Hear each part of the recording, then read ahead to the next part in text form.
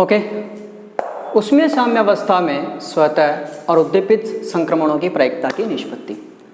स्वतः उद्दीपन के लिए पी, स्वतः संक्रमण के लिए हमने क्या लिया था, पी एन एम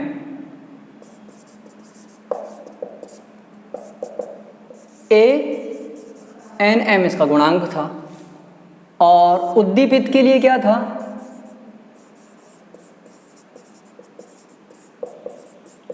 उद्दीपित के लिए था हमारे पास B N to M U nu. ठीक है। अब यू न्यू की जो वैल्यू थी, यू न्यू की वैल्यू हमारे पास थी A N M upon B N M into N M upon N N B M N upon B N M minus 1। यही थी या कुछ और थी? यही थी। यही थी, तो हम इसको इसमें पुट कर देते हैं। तो हमारे पास P N M upon P N M, ये तो है स्वतः खुद के सेल्फ में, और ये है उद्दीपित। तो इसका जो रेशियो आएगा वो हमारे पास कैसा आएगा देखते हैं। तो इस टर्म से ये टर्म कैंसिल हो जाएगी, ये वाली टर्म ऊपर आ जाएगी। किस तरह से आएगी देखिए, N M beta M N upon N N beta N M minus 1। इसके बारे में हमें पता है ही सही, ये हमारे पास अलग से रेशियो थी। ये अलग से जो रेशियो थी वो क्या थी, वो थी हमारे पास, मैं लिख देता हूँ, exponential H nu upon K T, और इसके बाद में exponential H nu upon K T beta M N upon beta N M minus 1। ये हमारे पास नेक्स्ट रेशियो आ गई थी। अब इसकी भी जो वैल्यू थी वो हमारे पास सिंगल थी, यानी इसको भी हम साफ कर देते हैं। तो इसको भी हमने साफ कर दिया, हमारे पास केवल और केवल ये वैल्यू बची -1। ठीक है, यहाँ तक तो कोई कंफ्यूजन है नहीं। और अब सारा काम स्टार्ट होता है यहाँ से। स्वतः उत्सर्जन और उद्दीपित उत्सर्जन का जो अनुपात है, बस यही आपके लेज़र में मेन क्रिया है। कैसे है इसे भी हम समझ लेते हैं। देखिए, सबसे पहले ये टोटल डिपेंडेंट है इस पे, exponential H nu upon K T पे, यानी P N M upon P N M, दोनों ही एन एम है। ये स्वतः है और ये उद्दीपित है। ये रिलेशन डिपेंडेंट हो रहा है ओनली और only exponential H nu upon K T minus 1 पे। अब यहाँ से देखा जाए तो टोटल और टोटल जो भी इफेक्टिव होगा, इसमें जो भी इफेक्ट पड़ेगा वो पड़ेगा एच न्यू का। ठीक है, अब कैसे होता है देखें, H nu upon K T, ये ही आपके अलग अलग कंडीशंस बनाएगा। ये अलग अलग कंडीशंस कैसे बनाएगा कि यदि अगर H nu upon K T is greater than 1, H nu upon K T इससे बहुत बड़ा है, तो ऑब्वियसली बात है कि हम देख सकते हैं exponential H nu upon K T much greater than 1। This implies that कि पी एन एम स्वतः और पी एन एम उद्दीपित इज ग्रेटर देन 1। इसका मतलब स्वतः जो उद्दीपन है उसकी संख्या बढ़ जाए और उद्दीपित जो संक्रमण है ऊपर से नीचे आने वाला उसकी संख्या घट जाएगी, यानी ये ज़्यादा होगा और ये कम होगा। बट हमें तो ऐसा करना ही नहीं है, ऐसा करना ही नहीं है, इसकी हमें ज़रूरत ही नहीं है। हमें क्या करना है, हमें इसका उल्टा करना है, हमें इसका उल्टा करना है, यानी h/kT मच स्मॉलर देन 1। ऐसी कंडीशन यदि अगर आएगी तो उद्दीपित उत्सर्जन, उद्दीपित उत्सर्जन जो होगा वो ग्रेटर देन हो जाएगा स्वतः उत्सर्जन।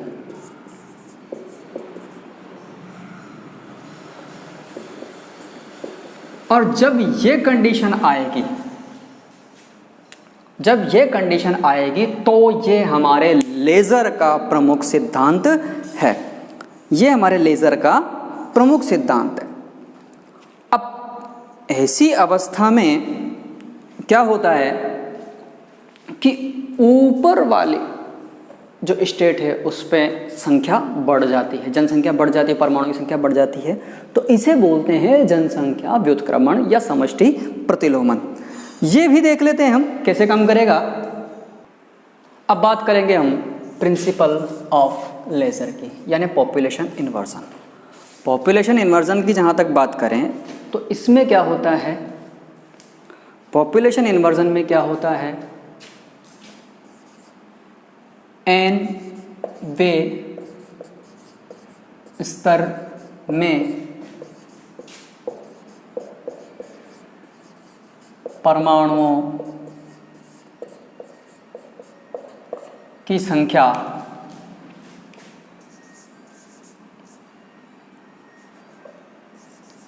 m वे स्तर के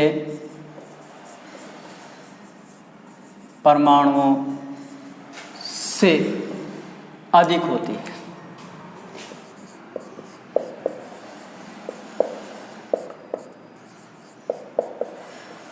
अधिक, ठीक है। अब जब अधिक होगी तो सीधी सीधी बात है कि इनमें जो संख्या थी हमने क्या ली थी, n m upon r m n, ठीक है। ऊपर वाले में और नीचे वाले, ऊपर वाले से नीचे वाले में आने वाली और नीचे वाले से ऊपर वाले में जाने वाली। तो इनकी संख्या कितनी आई थी ऊपर वाले से नीचे वाले में जाने वाली, a n m plus b n m u new upon नीचे वाले से ऊपर वाले में जाने क्या आई थी,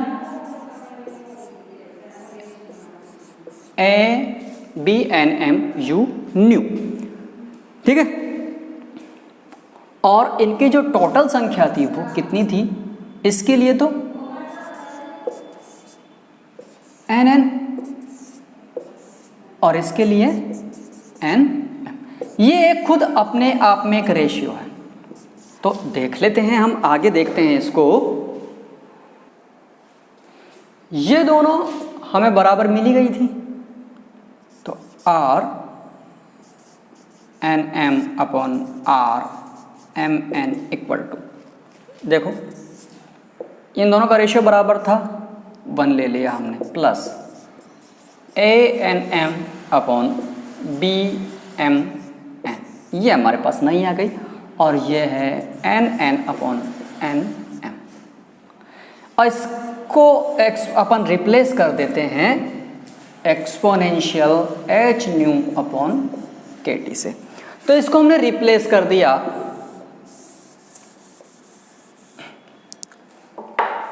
exponential h new upon kt। ये हमारे पास सारी टर्म हो गई। अब सारा जो खेल है वो इसका है, a n m upon b n m का है सारा खेल, b n m u new इसका है। अब देखते हैं a n m is greater than, sorry is smaller than b m n u new. यदि अगर ऐसा होता है तो ये आपके लिए लेज़र का उपयुक्त प्रतिबंध है। लेज़र कब काम करेगी, जब उद्दीपित उत्सर्जन स्वतः उत्सर्जन की अपेक्षा अधिक होगा जब उद्दीपित उत्सर्जन स्वतः उत्सर्जन की अपेक्षा अधिक होगा। चलो इसे हम फिलहाल के लिए रिमूव कर देते हैं। हमारे पास कुछ टर्म बच रही है, देखते हैं। R N M upon R M N equal to N1 लगभग बराबर हम इसे मान सकते हैं कि NN अपॉन NM या लगभग बराबर एक्सपोनेंशियल HNu अपॉन KT। ये हमारे पास सेकेंड डेरिवेटिव आने वाला है। ठीक है, ऊपर से नीचे वाले आने वाले परमाणुओं की संख्या और नीचे से ऊपर वाले संक्रमण अवस्था में जाने वाले परमाणुओं की संख्या कितनी है? Exponential HNu upon KT। पर देखा जाए तो ये एक तरह से जो है नेगेटिव होना चाहिए। यहां से यह हमें मिला था NN अपॉन NM, इसे थोड़ा सा चेंज करना पड़ेगा क्योंकि यहाँ हमसे मिस्टेक हो गई है। हमने देखा था कि NM अपॉन NN है एक्सपोनेंशियल HNu अपॉन KT। तो ऑब्वियसली बात है कि NN अपॉन NM यानी जो रिप्लेस है वो क्या हो जाएगा? Exponential minus HNu upon KT। ये मैक्सवेल का नियम है, मैक्सवेल का इक्वेशन है। मैक्सवेल का वितरण फलन क्या कहता है कि exponential minus of HNu upon KT के बराबर किसी भी ऊर्जा स्तर में परमाणुओं की संख्या हो सकती है, इसी से निर्धारित होती है। ये समष्टि प्रतिलोमन का सिद्धांत कहलाता है। अब इसमें क्या होगा?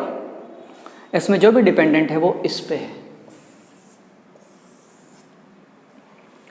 यदि अगर उसी तरह से रेशियो निकालें, ये ग्रेटर देन और इक्वल टू 1 हो, ये ग्रेटर देन 1 हो या स्मॉलर देन 1 हो, उसी पे डिपेंड करेगा। यदि अगर ये टर्म ग्रेटर देन 1 हो गई, ये टर्म ग्रेटर देन 1 हो गई, तो इसका मतलब उच्च ऊर्जा अवस्था में जो परमाणुओं की संख्या है वो निम्न ऊर्जा अवस्था से परमाणुओं की संख्या से अधिक है। ठीक है, स्मॉलर देन 1 हो गई तो, पर हमें स्मॉलर देन 1 करनी नहीं है, इसे हमें ग्रेटर देन 1 करनी है। ग्रेटर देन 1 करनी है यानी हमें निकालना है NM smaller than greater than NN, ये हमें प्राप्त करना है। ये हमें प्राप्त करेंगे तो तब जा कर के ये क्या होगी? लेज़र वाली इक्वेशन आएगी। इसको करने के लिए हम एक चीज करते हैं कि दोनों जो तरफ एक्सपोनेंशियल है, उधर की तरफ जो एक्सपोनेंशियल है उसे हम रिमूव करते हैं। कहीं से? लॉग से। हमारे पास है NN upon NM equal to exponential minus HNu upon KT। Take log both side, both side हमने टेक लॉग ले लिया, तो log exponential NN upon log NM equal to minus HNu upon KT। अब इसको सॉल्व करने में हमें आसानी होगी। HNu हमारे पास क्या था? दोनों ऊर्जा अवस्थाओं में अंतर था, minus of En minus Em upon KT। इन दोनों के बीच में जो ताप, नियत ताप है, ताप डिफरेंस, उसका मान आएगा। ठीक है, अब हमें निकालना है टेम्परेचर, कि किस टेम्परेचर पर किसी भी क्रिस्टल के लिए, सभी क्रिस्टल के लिए अलग अलग टेम्परेचर है, तो किस टेम्परेचर पे सेटिस्फाई करेगा। देखते हैं En minus Em minus log NN minus log NM base E। ये हमारे पास नई टर्म आ गई और ये K। ठीक है, इस टेम्परेचर से हमें पॉपुलेशन इन्वर्जन यानी उच्च अवस्था में जो परमाणुओं की संख्या है वो ज़्यादा मिलेगी और निम्न अवस्था में परमाणुओं की संख्या कम मिलेगी, और इससे हम लेज़र को आराम से काम में ले सकते हैं। अब जनरल टेम्परेचर पे क्या होता है कि जो उच्च अवस्था है उसमें परमाणुओं की संख्या कम होती है और निम्न अवस्था में परमाणुओं की संख्या ज़्यादा होती है। निम्न ऊर्जा स्तर में परमाणुओं की संख्या ज़्यादा होगी और उच्च ऊर्जा स्तर में परमाणुओं की संख्या कम होगी। ठीक है, ये जनरल कंडीशन है। ये लेज़र कंडीशन है। ओके, अब इसके लिए जो ये था हमारे पास, ये टेम्परेचर पॉजिटिव होना चाहिए, नेगेटिव होना चाहिए, नेगेटिव होना चाहिए।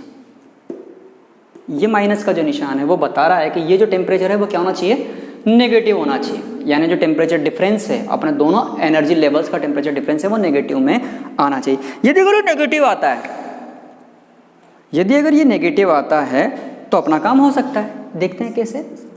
En minus Em is greater than 0, but यदि अगर ये नेगेटिव ले लेता हूं तो स्मॉलर देन 0। ठीक है, ऐसी कंडीशन में क्या होगा कि ऐसी कंडीशन में जो ऊपर वाला जो ऊर्जा स्तर है, ऐसी कंडीशन में क्या होगा, जो ऊपर वाला ऊर्जा स्तर है उसमें परमाणुओं की संख्या बढ़ जाएगी। 1 2 3 4 5 और यहाँ 1 2 3। ठीक है, ऊपर वाले परमाणु में ज़्यादा है, नीचे वाले में परमाणु कम है, तो इन्वर्जन ज़्यादा हमें मिलेगा। ये लेज़र की कंडीशन होती है। लेज़र के बारे में जो है अब आगे का नेक्स्ट क्लास में देखेंगे।